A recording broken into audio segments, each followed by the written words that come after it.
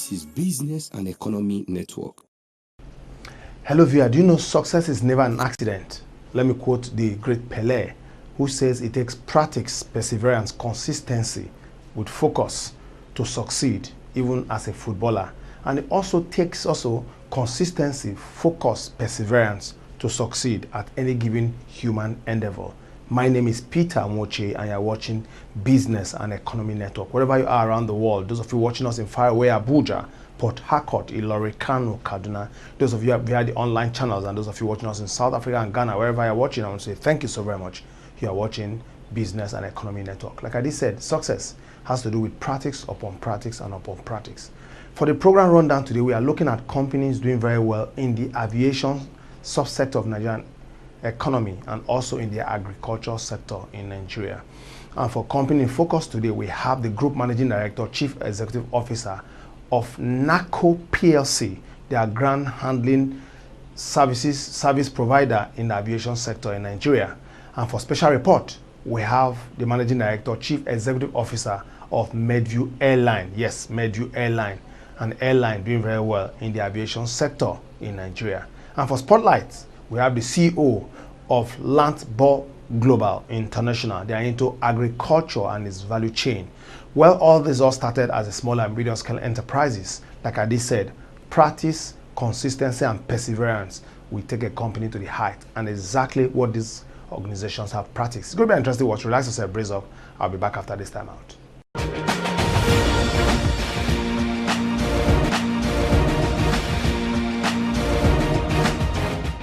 Nigeria Aviation Handling Company PLC, popularly known as N.A.H.C.O Avians, is one of Nigeria's leading aviation ground handling firm, established to profile relatable solutions to the challenges of all aviation ground handling services for passengers, goods, and luggages. The firm, with its management, has kicked off the advancement of business partners geared towards directing effective service delivery, with lots of investment being put in place in personnel and infrastructure. N.A.H.C.O succeeds on safety, innovation, integrity, respect, reliability, and empathy, which puts the firm in the position of its clients. Mrs. Olatokunbo Fagbemi is the Group Managing Director, Chief Executive Officer. Though a trained pharmacist, Mrs. Fagbemi has over the years been able to gain necessary certifications, training, and capacity in the aviation sector. Okay, my name is Olatokunbo Fagbemi. At the moment, the Group Managing Director of N.A.H.C.O Avians, Nigerian Aviation Handling Company of Nigeria. I started my career in pharmacy. I trained in the University of Ibadan. But in the last 26 years, I have actively worked in the aviation industry, basically in the transportation industry. So I came from an organization called Spring Fountain, and the focus there was on maritime aviation and rail. And in the past, I've done work with the Ministry of Transport, Ministry of Aviation, Bureau of Public Enterprises, Nigerian Civil Aviation Authority, worked with some banks that have done work on airlines, set up a special purpose vehicle called Mavis to provide airport operation management systems that run in Federal Airports Authority of Nigeria. I have what is called an International Airport Professional, which is a certification for managing airports, very similar to what a pilot would have. So it's a professional certification for managing airports. I was about the first woman to have that in this region about 10-12 years ago. I worked with ACI during some training around the world. I have IATA certification in some subjects, aircraft leasing and finance, and some. I've done a lot of training in leadership, infrastructure, aviation, air transport management. So to do a career switch, I intensively first had my MBA from Lagos Business School, the first set, and that helped to broaden my horizon in terms of management and how to look at things. And from then on, also invested heavily in training in aviation to be equipped in what I'm doing. And so several people have always asked me, how do I transit? And I say it's a lot of learning and knowledge and applying what you learn. I think the basic is to have a view that in everything that you do, you should have a passion for excellence. And as you seek for excellence, you seek the knowledge, you seek to understand the systems and put in place that would enable you to be able to do that. In my recent past, I was working on a project with Boeing to look at how to put in new aircrafts into Nigeria. And it's from that project that I came to N.A.H.C.O as the Group Managing Director. My first relationship with N.A.H.C.O, it's funny, was in 93 or 94. And at that time, Spring Fountain was doing a lot of training for N.A.H.C.O. We also helped to raise capital, which was about $20 million at that time, through a syndicated loan that had Access Bank,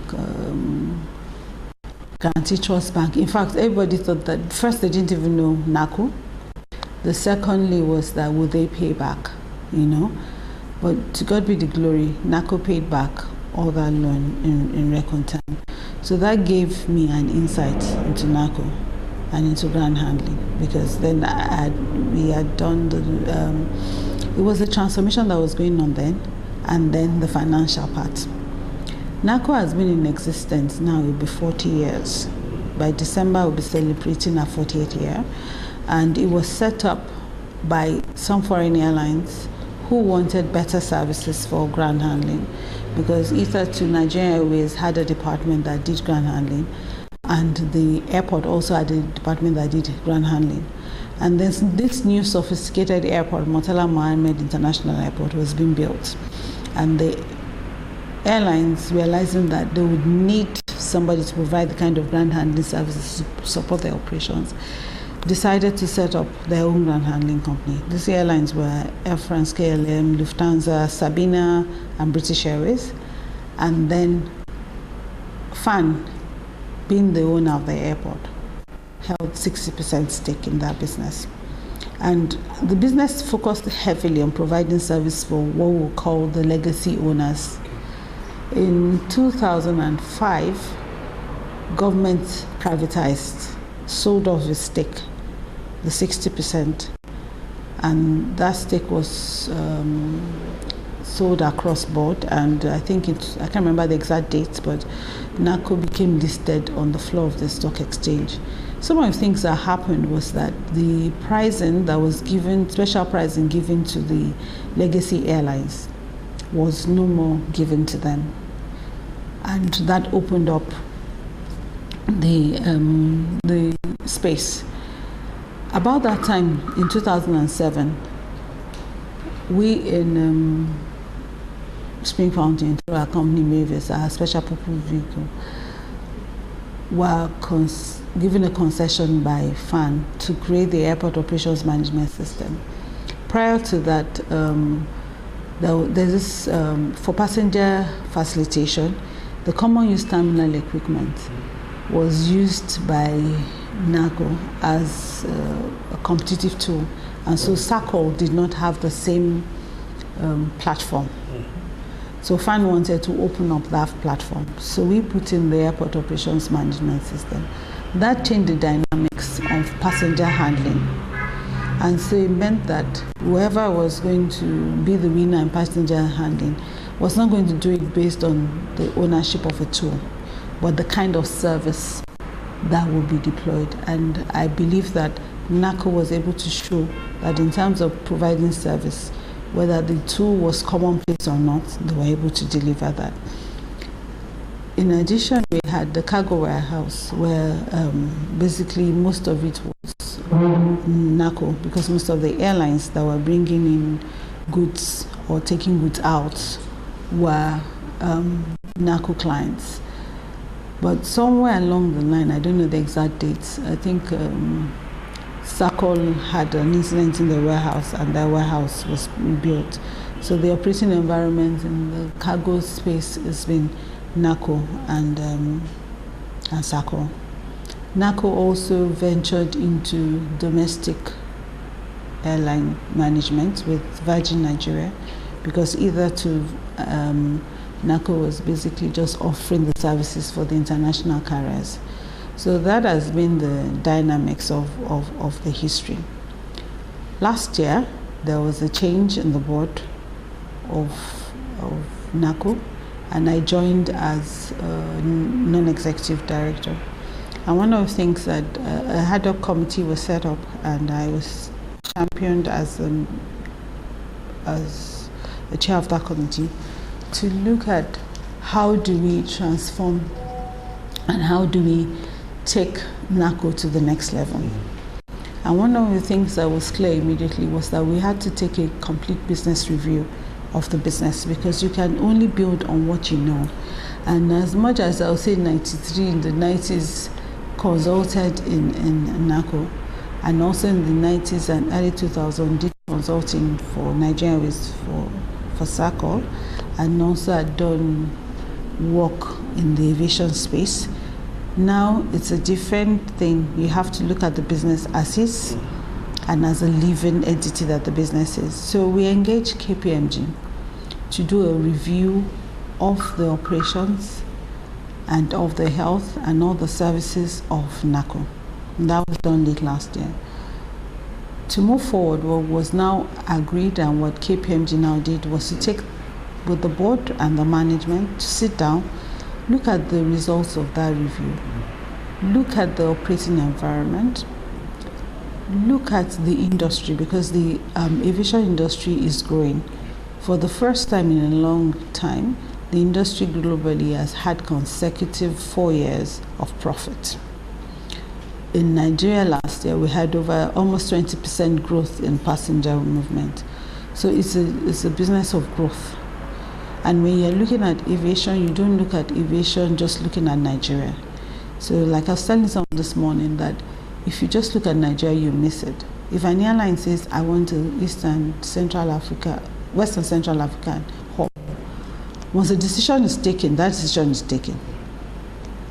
And it will materially affect the dynamics of the business and the investment. So what we did was to do a complete situational analysis of the aviation industry, a complete situational analysis of the ground handling industry globally, and then situated it in Africa, and then situated it in Nigeria. It's based on the businessman's review and the situational analysis that we did, and looking forward to see how do we grow the business. It's on that premise that we came up with a 5-year transformation plan, which we are running right now. And it's built on 5 pillars. 3 pillars form the foundation. So the first pillar is our people and culture transformation. The second pillar is operational excellence. And the third is digital transformation. Then those are our foundation pillars.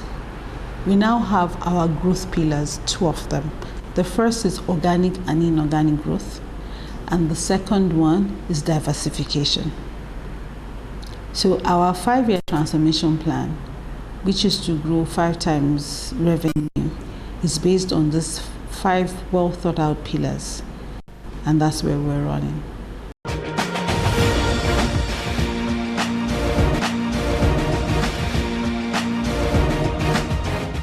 Alhaji Muniru Bankole is the Chief Executive Officer of Medview Airline PLC, and today stands as one of Nigeria's space-setting aviation companies with not less than 14 years experience in every aspect of aviation in Nigeria.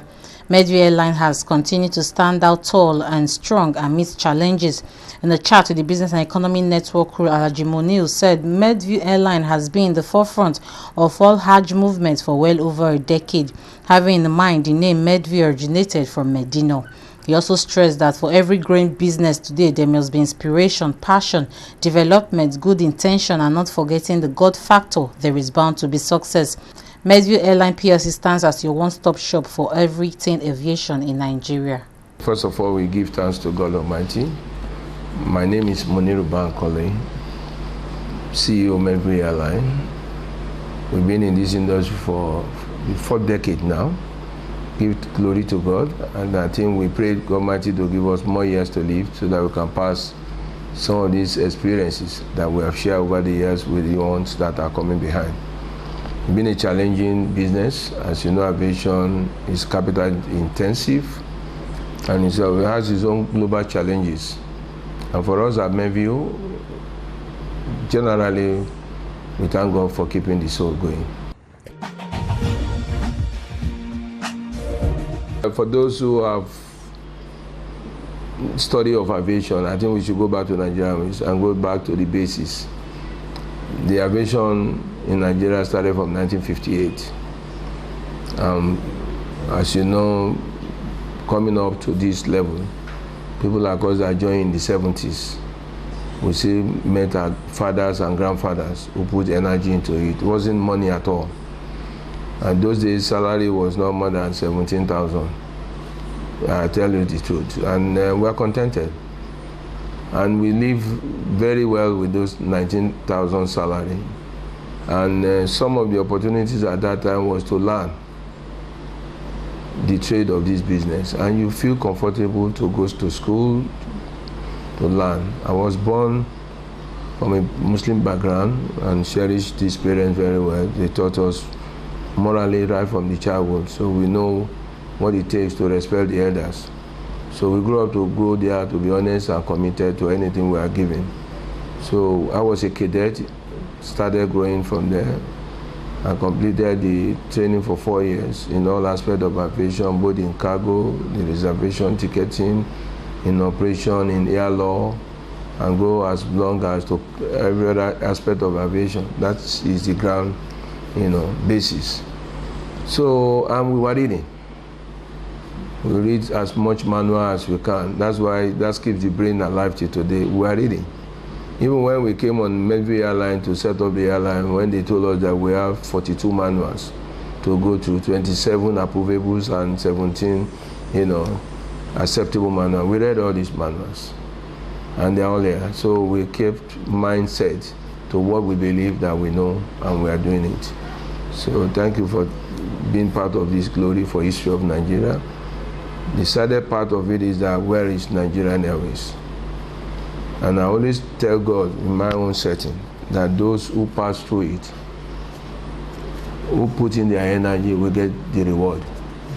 Those who pass through it, who in their own mindset did the other way around, they equally get the reward. So that is the side of my own reward for working tirelessly, committedly to that name Nigeria Airways. It's a country that could note whatever you do to this country, you get the reward. Just like our president is dying for the country. And that is why he's getting his own reward at 70, he's going 80. So we pray God Almighty to keep us alive.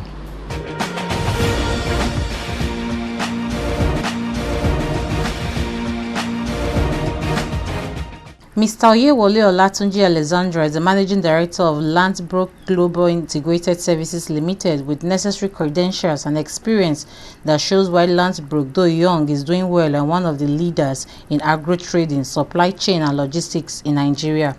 Lantbruk is an expert in agricultural sector with focus on sales, outsourcing, freight forwarding, clearing and distribution services of agro and general goods.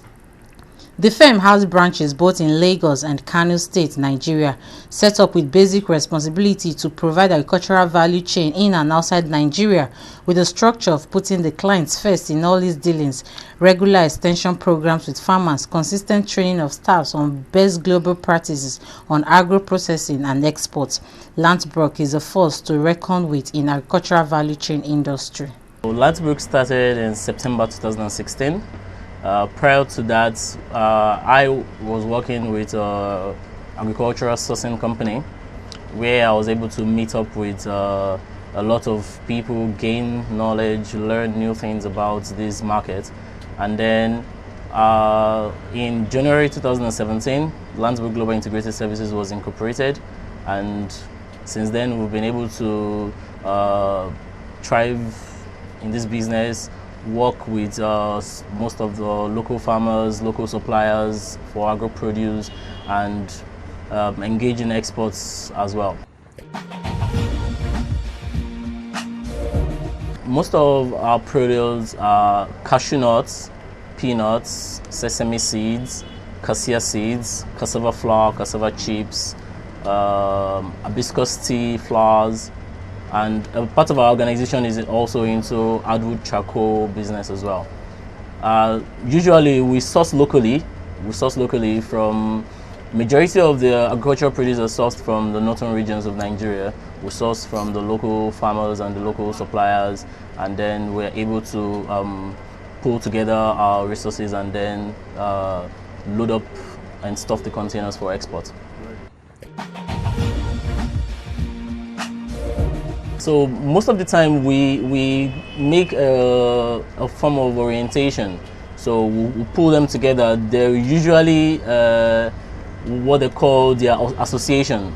So most of these local farmers have their own association. So on getting to wherever we are sourcing from, we'd call the association together, and then we'll let them know what we need from them, how much quantity we are looking for, and how they can be able to meet up with the target.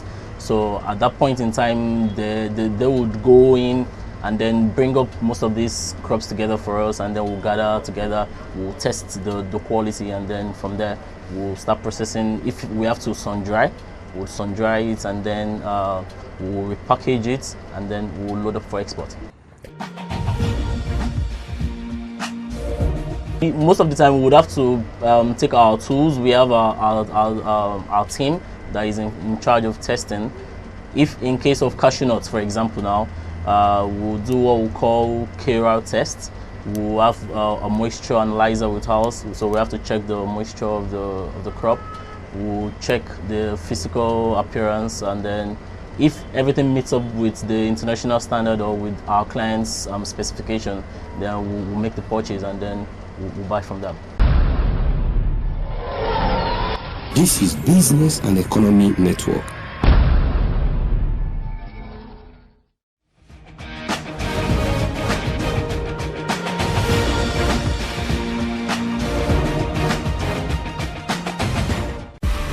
It's here again. It's the Pay Less Buy More Fair Season 3.